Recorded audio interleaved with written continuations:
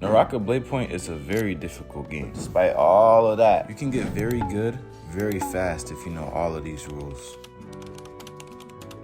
I fought 20 very highly skilled players, from semi-pros to competitors, leaderboard grinders, and even casuals who are just really good. Now, some players who are much better than me may disagree, but I felt personally that in any fight where I couldn't physically keep up with my opponent and punish their mistakes, I lost horribly. Now, I did lose every single one of my 1v1s against these 20 players. They were all much better than I was, but there were many matches that were much closer than others. The movement tech that I believe is most crucial though is blue dashing.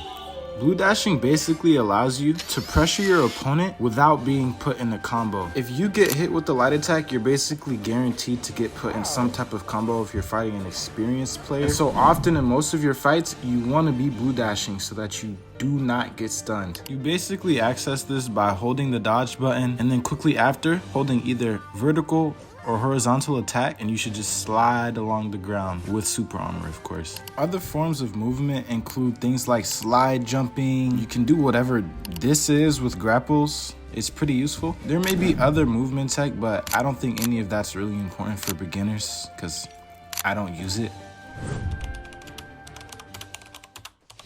Alright, so now you know how to hit and not get hit, but that's only one piece of the puzzle. Now you gotta learn how to use those moves to win the neutral game. To simplify, neutral is basically any point in a fight where you and your opponent are at equal risk of getting hit. By using blue dashes to pressure your opponents and neutral, you get opportunities to land blue focus attacks or bait out a parry which you can use to put your opponent into longer combinations. I was told time and time again by many highly skilled players that patience is key, especially in neutral. You should be able to use your movement to stall and find an opening in your opponent or notice mistakes that they consistently keep making for you to exploit. Weapons knowledge is important. I still drop combos constantly and I lose winnable fights because I don't have the same lethality as my opponents. Different weapons have different combos and what works for one thing will not work on another. This is more advanced, but look at ACCA. ACCA basically stands for attack, crouch, uncrouch, attack. It's a small damage optimization that's moderately difficult and gets easier with better hardware, but some weapons literally cannot do like that. Even simple things like blue focus attacks have variations in charge amounts. Look at weapons like spear and staff that have hold variations and weird swap combo thingies.